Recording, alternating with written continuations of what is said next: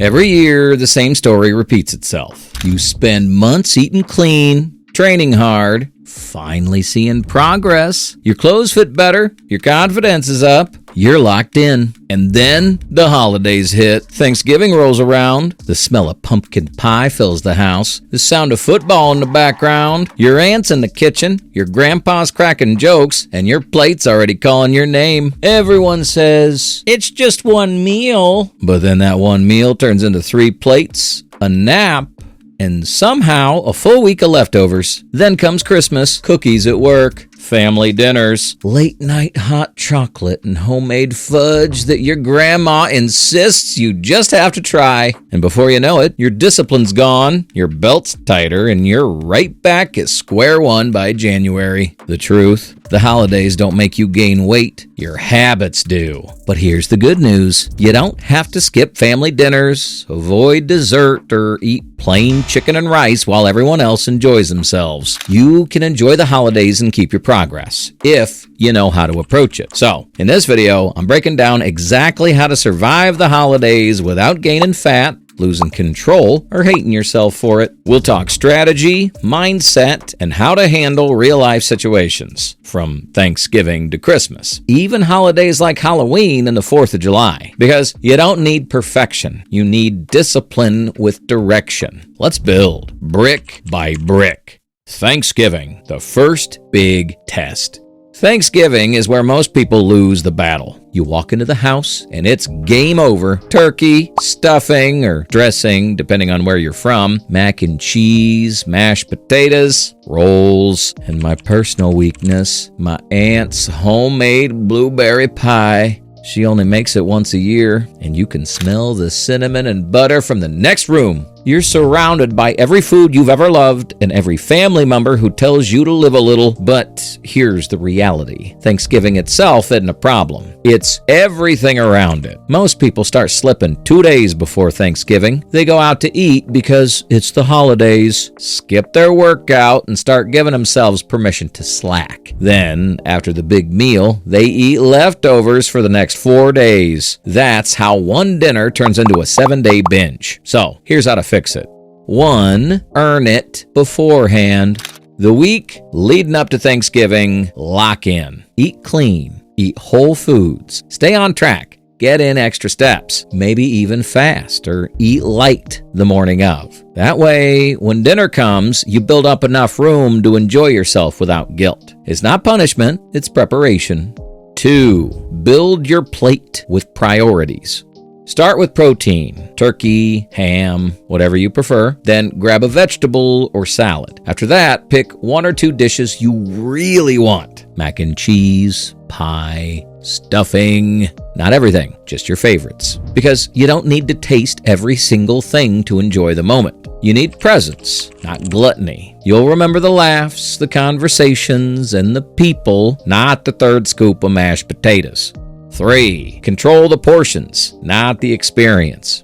You don't have to eat until you can't move. Eat until you're satisfied, not stuffed. You'll still enjoy the meal, but you'll walk away feeling in control, not defeated. And when everyone else is passed out on the couch after round 3, you'll still have energy. You'll still feel sharp. And yes, you'll be awake to watch the Cowboys beat the Chiefs. Did I touch a nerve? Mwah. Jokes aside, you'll feel proud of yourself because you didn't lose control, you chose control. A man without self-control is like a city broken into and left without walls. Proverbs 25:28. That verse hits harder during the holidays because discipline isn't about restriction. It's about freedom. The freedom to enjoy food without being ruled by it, to celebrate without sabotaging, and to walk into a new year proud of the man staring back at you in the mirror.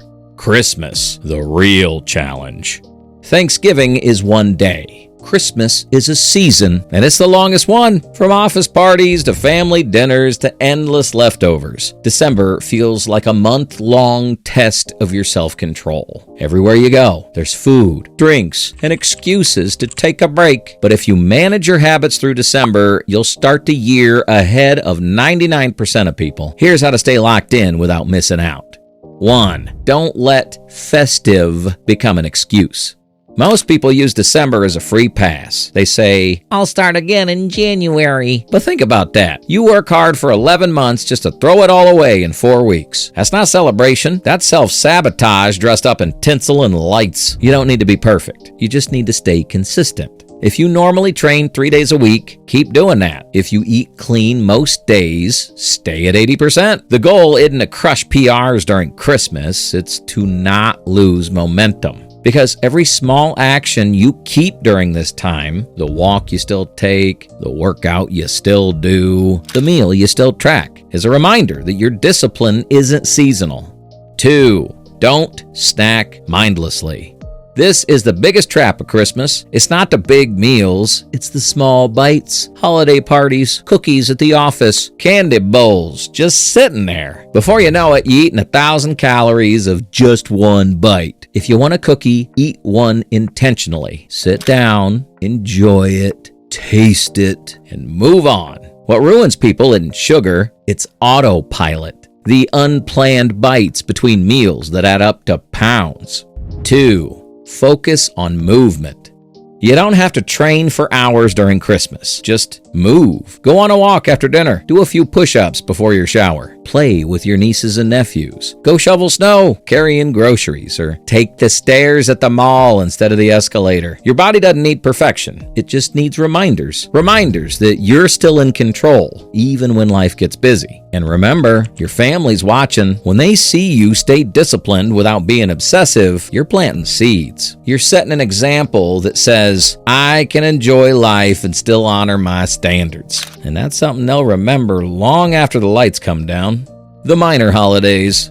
Thanksgiving and Christmas, they're the big ones. The ones that test your willpower head on. But the sneaky holidays, Halloween, the 4th of July, and even New Year's are just as dangerous because they don't look like a threat. They creep up quietly. You tell yourself, it's just one night. But it's never just one night, is it? Let's start with Halloween. This one's tricky because it doesn't hit all at once. It's death by 1,000 little bites. You buy candy for the children, open the bag a week early, and suddenly you're eating 2 or 3 pieces a night. That turns into 100 extra calories here, another 100 there, and by the time October ends, you've eaten half your progress away without even realizing it. Here's the fix. If you're buying candy for trick-or-treaters, don't buy your favorite kind. If you love Reese's, buy Smarties. If you love Snickers, get Tootsie Rolls.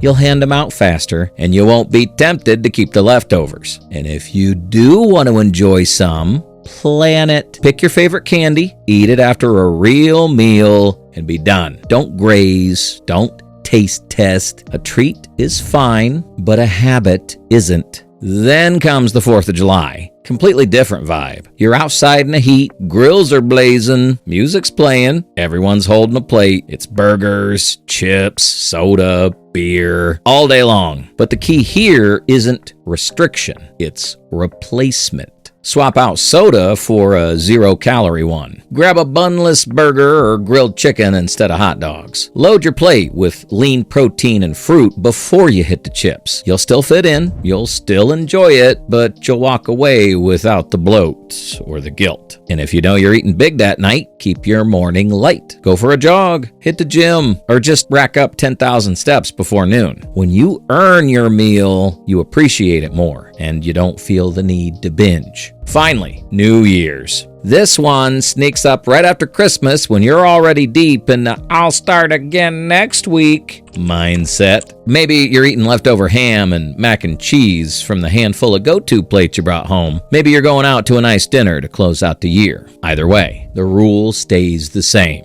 Moderation with intention. If you're eating at home, keep it to one plate. If you're eating out, order something higher in protein and lower in calories. Steak, fish, grilled chicken. And don't be afraid to leave food on a plate. You're not wasting it. You're just refusing to waste your progress. The truth is, these smaller holidays aren't about food at all. They're about identity. Are you the person who treats every event as a reason to lose focus? Or the one who can celebrate without losing control? Because one night of overeating won't ruin your progress, but the habits you build around those nights will. And if you can master the small holidays, the casual ones, you'll have no problem conquering the big ones. Balance isn't about saying no to everything. It's about knowing when to say enough. The psychology behind eating during the holidays.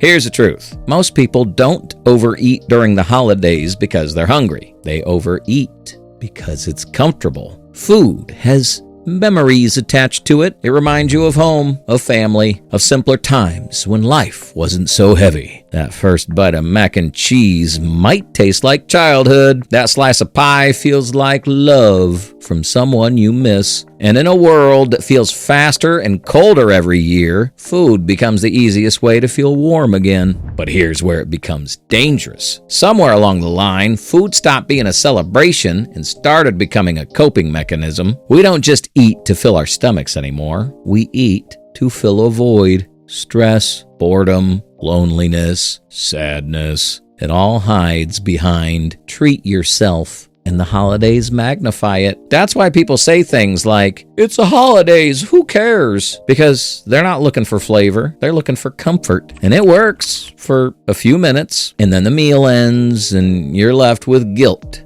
instead of gratitude. This year, I want you to flip that script. Before you reach for seconds, take a second. Ask yourself, am I actually hungry, or am I just chasing that feeling? Because when you slow down and eat with awareness, something shifts. You stop eating like you're trying to escape, and you start eating like you're giving thanks. The Bible says, whether you eat or drink or whatever you do it all for the glory of God. 1 Corinthians 10:31. That verse isn't about guilt. It's about intention. It's a reminder that discipline is a form of gratitude, that taking care of your body, even during the holidays, honors the life you've been given. So eat, enjoy the food, celebrate with your people, but be present. Taste it, appreciate it, and when you're full, stop. Because peace doesn't come from another bite. It comes from knowing you're not controlled by it. That's real strength. That's transformation from the inside out.